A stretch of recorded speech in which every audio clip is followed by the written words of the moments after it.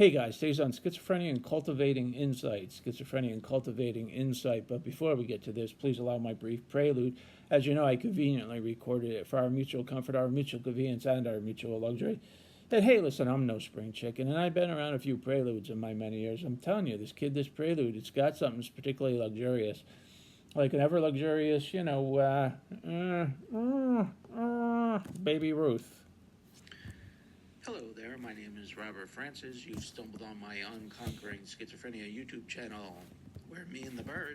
The bird's on a break. Book 5, Who's Who. This is the cut of my jib right here for reasons of my medical confidentiality. I'm a licensed clinical social worker times Who's 15 who? years. It's a good question. That's a lot of gabbing and chatting. I've been diagnosed with schizophrenia for a score 5 and 1. And that puts a little... You ever notice sometimes you got to just take a deep breath? You're like... Thank you for joining me on my channel. Now to topic.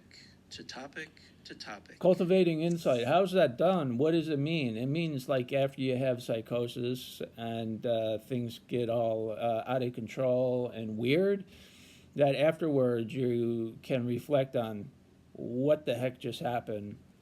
And cultivating insight is the process of reality testing. And you say to yourself, like say I went through a psychotic episode, I would say, now, wait a second. I remember distinctly I was standing by the door and I was thinking I was communicating with somebody mind to mind.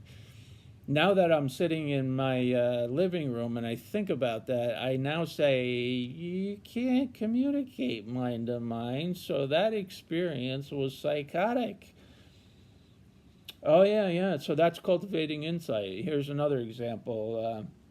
I remember that I was walking down the hall and I thought that people were talking to me without talking, and I was hearing this dialogue as I was walking, and I thought it was real, although the people around me, they weren't talking, but I thought they were communicating to me, and I could hear it as I was walking down the hall, and I thought it to be real at the time, and it totally tempered my experience. But now that I'm sitting in my living room, I realized that nobody was talking, and I was hearing voices at the time. So I have to discard all that again. So that's 2 discards. So that's the process of insight. You go through the experience, and whatever the psychotic experience was, you think about it and you say, now, wait a second, was that right? That's right. I thought I was the center of attention. I thought everybody was focused on me. Now, wait a second. Now that I think about that in my living room, I say to myself, I was just a face in the crowd. I wasn't the center of attention. And so I really shouldn't have been paranoid because there was no reason to be paranoid.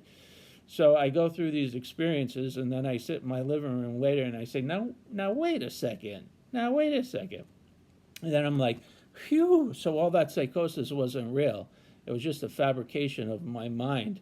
I reality tested, and 99% of my experience was psychotic. So generally speaking, I don't really have to worry about what I thought was going on at the time because it was all psychotic. And good thing I behaved myself, because otherwise, red flags would have went up. I always control my behavior at this point, so no red flags go up.